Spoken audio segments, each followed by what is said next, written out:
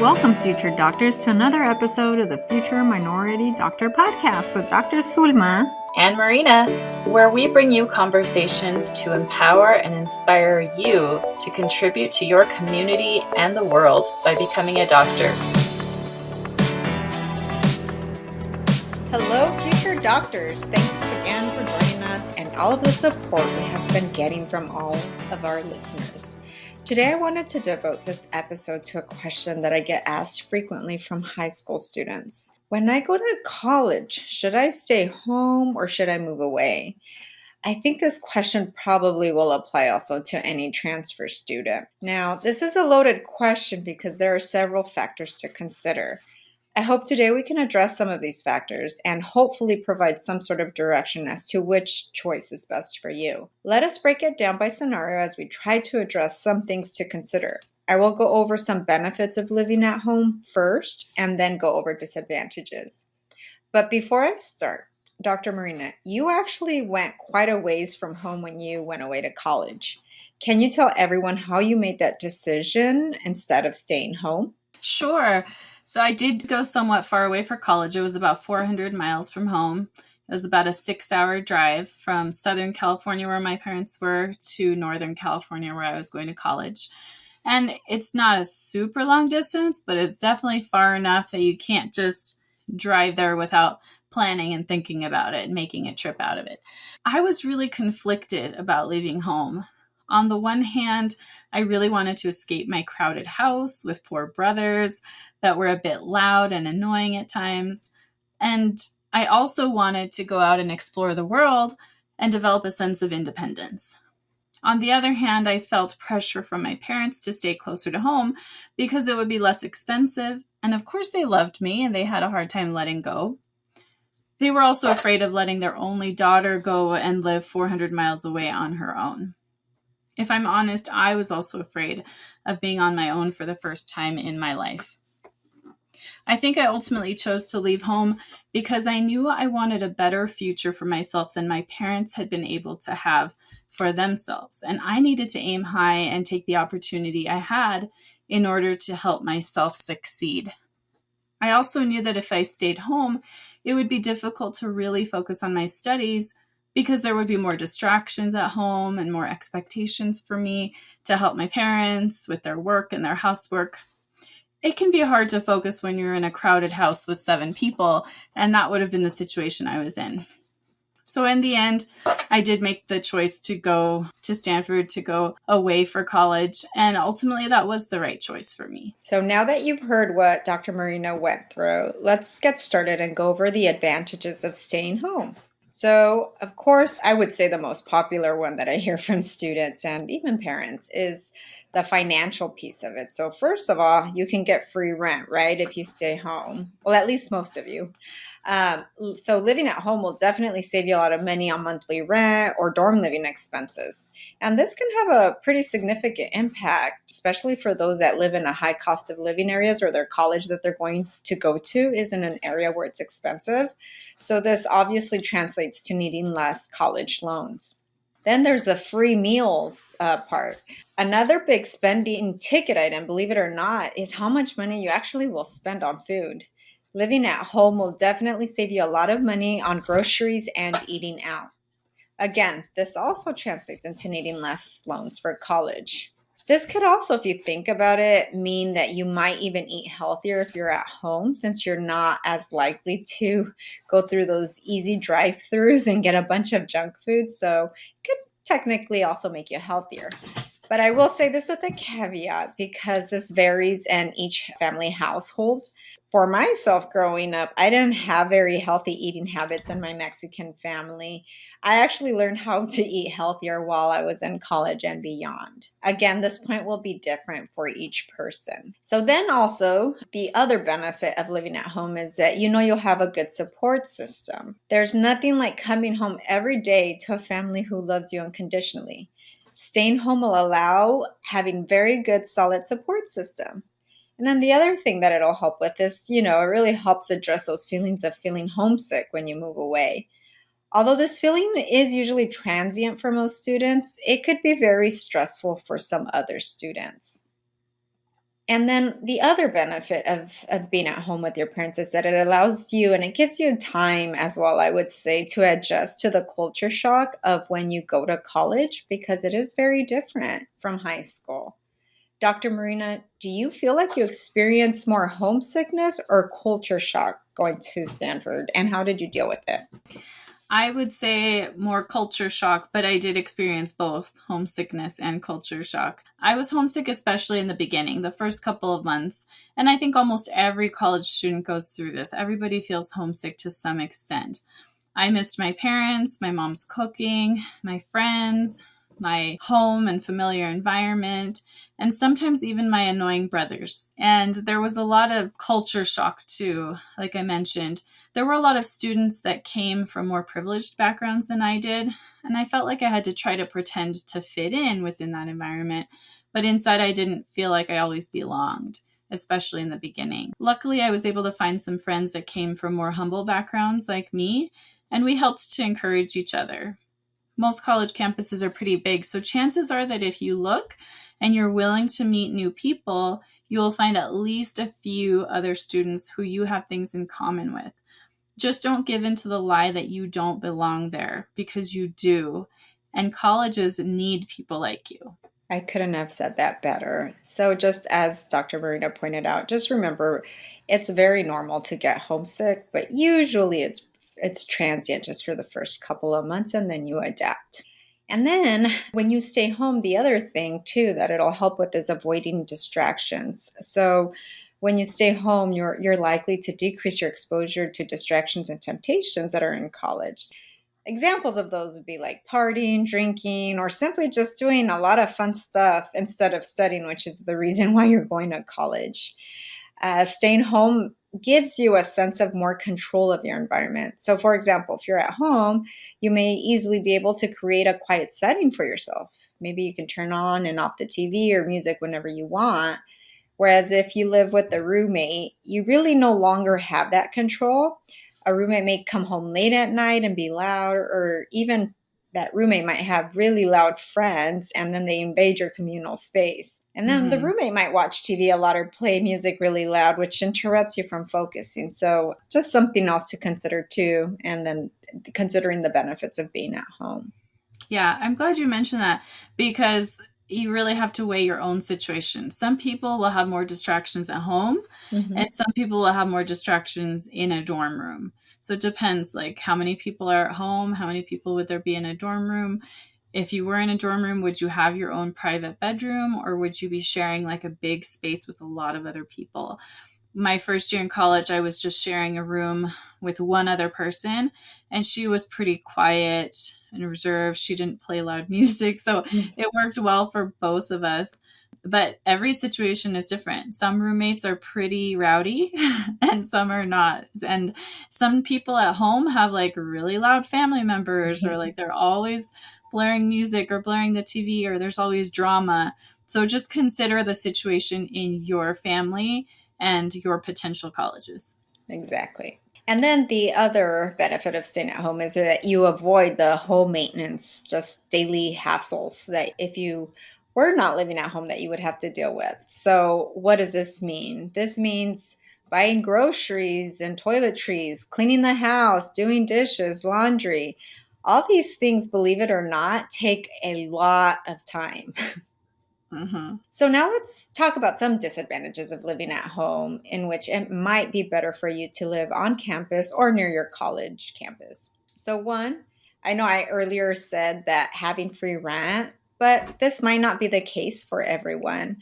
For some students, if they stay home, they're required to pay rent. So if you are, in that case, you might be better off instead going away to college and living closer to your college campus. Another point is it might provide more options for your future goals if you go away to college. It's possible that maybe there's not that many colleges or universities in which you can choose from that are close to where your parents live. And this can limit your options as to what your future career goals are. Colleges near your parents' home may also not offer the major that you are interested in or be a competitive school that you need to get into medical school. And these can be real deal breakers for some of you. You'll have to do your research before you make the decision to ensure that you're creating the best scenario to get to medical school. And then the other benefit of living close to campus would be avoiding the travel time, traffic, and all the associated costs with having a car. Depending on how far your parents live, it may be a long drive to get to college. I went to UC Riverside and my parents lived in San Diego. At that time, the distance between my college and my parents, it would have taken me about an hour each way to get home and then come back. So that means I would have just lost 2 hours of my day commuting. And then you also have to consider traffic. So in some cities, traffic is just crazy. And if you've ever been to Los Angeles, you know what I mean. Uh-huh. I did residency in Los Angeles and I literally lived about 15 to 20 minutes away from the hospital. But the traffic is so congested that it would take me about 45 minutes to an hour just to get to the hospital and then back. So just something else to consider depending where you live. And then the other car issue is just the gas expenses and the car maintenance costs as well. Gas can get very pricey and it can add up. Who knows what gas is going to be in the future? But for me right now, March 2022 in San Diego, it is over $5 a gallon. That is a lot of money if you're going to be traveling quite a ways. And then you also have to consider having a car. There are some universities that are not car dependent, so you could forego a car payment or even car insurance if you choose one of those universities. So that would save you some money. And then simply just having a car and running it here and there, you'll have the wear and tear. So usually that'll cost money to just have repairs for it. And then the other point, if you do have a car, which I don't know if it's talked about a lot when you're going from high school into college, is just the parking. I don't know if you've ever heard, but finding a parking space on a college campus is absolutely a nightmare. I don't know if you ever had a car, Dr. Marina, in Stanford, but if, like, when I was in medical school, it was horrible Uh-huh. trying to find a Yeah. parking space. Uh-huh. Yeah. So that's something to really consider as well. And then I'll also add that it could get pricey too in some college campuses because you have to purchase a parking permit. And it's usually like a monthly fee, quarterly fee, or yearly fee. And it's a pretty significant value. And of course, this value changes depending where your college is.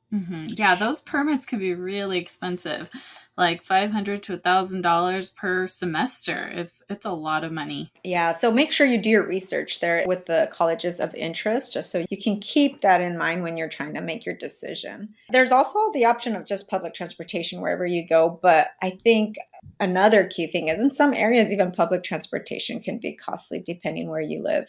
And then a plus side of living on campus or close to campus is that you can just walk, bike, or skateboard to school. It really takes the headache out of predicting how much traffic you're going to be in. And then if the weather is crazy, how long, if you'll get to class on time. And that's even scarier when you have an exam coming up. And then even just finding parking, like we mentioned. Plus, Hmm. if you do live close, I personally would walk to school every day, walk back and forth. It also gives you some exercise. So that's also a good thing for your health. Dr. Marina, did you consider any of these when applying to college? And did you have to go through any of these issues? Yeah, I mean, I had to consider housing and transportation both. One thing I loved about where I went, about Stanford, is that almost all of the undergraduates lived on campus, which meant that I could easily walk from my dorm to my classes. It would be like a 10 to 15-minute walk to most classes. But a lot of students, they didn't just walk, they also had bikes. All of the dorms had big bike rack areas. And I would say the vast majority of students biked across campus, which was actually kind of fun because, like, in between classes, like the 10 minutes between classes, like the campus was just full of bicycles and you had to be careful not to get into a bike accident. But that was really convenient because it meant that I didn't have to have a car. And in fact, I didn't have a car for my first 2 years of college, but because of the accessibility and the bikes, the campus also had shuttles. So if you needed to go somewhere that was a little further away, like all the way across to the other end of campus, or if you needed to go to the grocery store or somewhere else like a restaurant, usually there were shuttles or like a bus system that could get you there. So I didn't end up getting a car until my third year of college. But at that point, I did have to pay for a parking permit, which added to the budget. And as for the costs of housing, part of my financial aid package helped to cover that. And not just the housing in the dorm, but also a meal plan, because most of the dorms had like cafeterias with meal plans as well. So I definitely considered all of those factors, and it was really helpful that the financial aid package covered a lot of those costs. So make sure you guys review your financial aid package for each Yes. school individually, please. And then if you don't know, ask. A lot of your high school counselors, they're very familiar with the financial aid packages, or even just calling FAFSA if you have questions, or the college itself to ask questions about certain things. But just make sure you ask if you're not too sure or you don't understand something Yeah, on your I would package. say I would add also that this is one of the benefits of applying to a couple of different schools. Because if you just apply to one school, you're only going to have one option. If you apply to 5 different schools and maybe get into 3 of them, then you have 3 different options, including 3 different financial aid packages to choose from. And then you can compare what each one is offering you and pick the best one for you. Yes. Please don't limit yourself. Mm-hmm.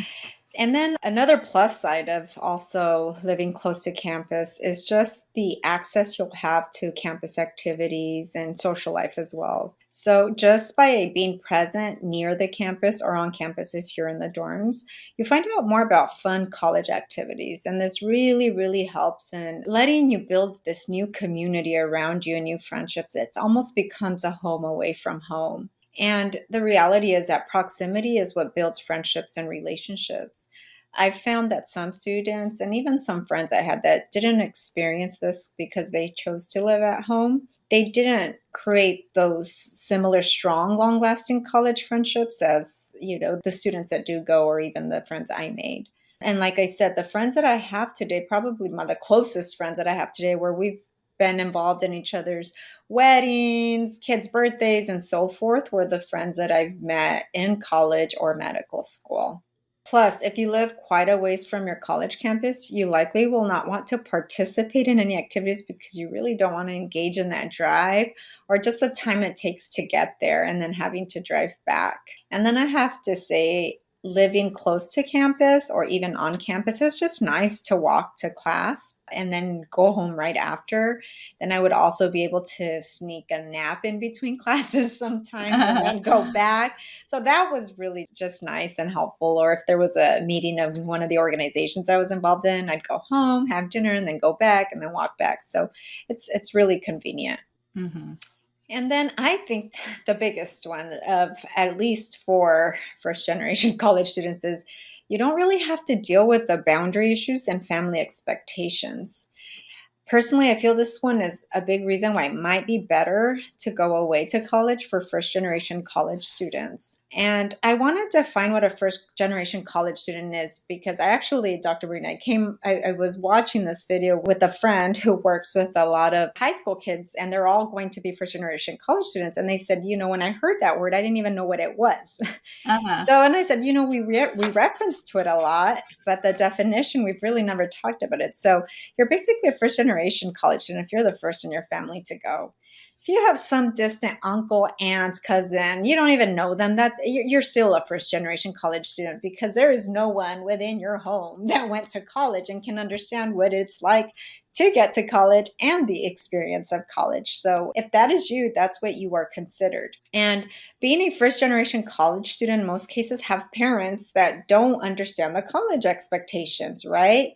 So your parents may think of college as the same as you being in high school, and it's definitely not. You may still be treated like you're a teenager, even though you're already an adult. You may still have house rules to abide by, like curfew and responsibilities around the home, or even in the caretaking of family, like watching over your siblings or doing things for your parents or grandparents. I will tell you that once you get to college, you're not going to be able to do as much for your family like you did when you were in high school. No matter how much you explain to your parents they won't understand what college is like. And it's simply because they just didn't go to college. Again, not all parents are like this, but I find that for many first generation college students, this could be an issue. And then setting boundaries with families, and I think we've referenced to this before, it's really difficult. As a matter of fact, some of the advantages that we spoke about earlier of living at home were actually disadvantages for me. And even Dr. Marina brought them up when she was sharing her experience, like the loud noises, TV. She had her brothers that might come and bother her. Well, in my house, they watch TV a lot, and I really couldn't just go in and tell my mom or my dad, hey, can you turn that off? It's bothering Mm-hmm. me.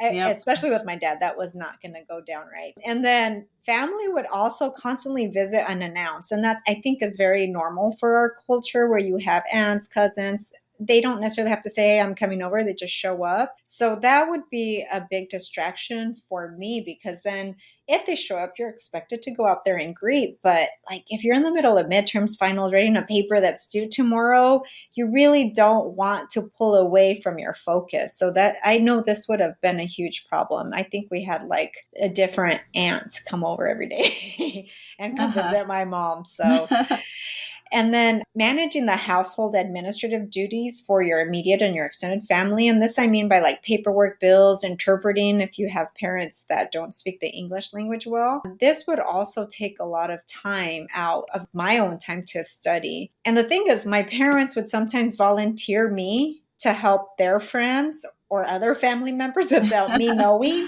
And then I'd have to go help. And this literally could be 2 or 3 hours. And if I would have stayed home, and imagine I have a midterm or a test, my parents wouldn't understand. They'd probably think I'm the most evil daughter in the world for saying no because I had a test. Uh-huh. So, again, these are just things that not all students go through, but I think a lot of the first generation college students do go through. And then my family also had a lot of family functions. I come from a very large family. So I think I would have just been tempted to want to be part of it. And this was like literally every weekend. And then in my home, we didn't have a very large home. So I don't think I would have had a place to study. It might be different for some other students. So just having my own space was big for me too. And then going away to college, I think a big thing is autonomy, the autonomy you get. I think when you live at home, you may not get that autonomy that allows you to grow. Your parents and your older siblings will always see you as that small child, regardless of how old you are. And this may create challenges when you're trying to make decisions for yourself because they still feel like they have the say. So being away from home allows for growth and understanding that each of your decision and actions result in consequences. And sometimes this can be hard to learn at home because again, your decisions or actions may be someone else's instead of your own. Honestly, if I was living at home during college, I probably would have never studied abroad a whole semester in Spain. And I think this would have been because my parents would have probably discouraged me from going so far away and being by myself. So I probably would have had fear instilled in me that I would have just made the decision not to go. And the other plus side of going away to college is just the full college experience. I think living on campus or near campus really gives you that true college experience that everyone talks about. While with it could come bad things, there actually is a lot of life lessons that you learn from it as well. And then the friendships are invaluable. And it really does help gain a sense of maturity and independence for your future as you're continuing to grow. Dr. Marina, after looking back and reflecting on your decision to go away to college, would you have done it differently? And what would you personally say was the best thing and worst thing about going away to college? Mm-hmm. Yeah, great question. I think I made the decision that was right for me. Now, I think in this episode, we talked about the advantages and the disadvantages because you will always have to consider both sides. And for every person, it's going to be different. For some people, the best decision is going to be staying at home. Maybe you live next to a great university, and that's the one you get into, and you get great financial aid. That might be right for you, but maybe you don't. And maybe it is best for you to leave home for college. For me, I really think because I had this amazing opportunity to go to a very good university, I had to take it, and I did, and that was the best thing for me. Now, it doesn't mean it was easy. I struggled a lot in college with grades and questioning myself and the culture shock and all that stuff, but it was ultimately the right decision. It stretched me. It helped me to develop to my full potential. It helped me to make new connections, just like you said, not just friendships, but also getting to meet professors and people doing research and other doctors. So it really helped with those connections.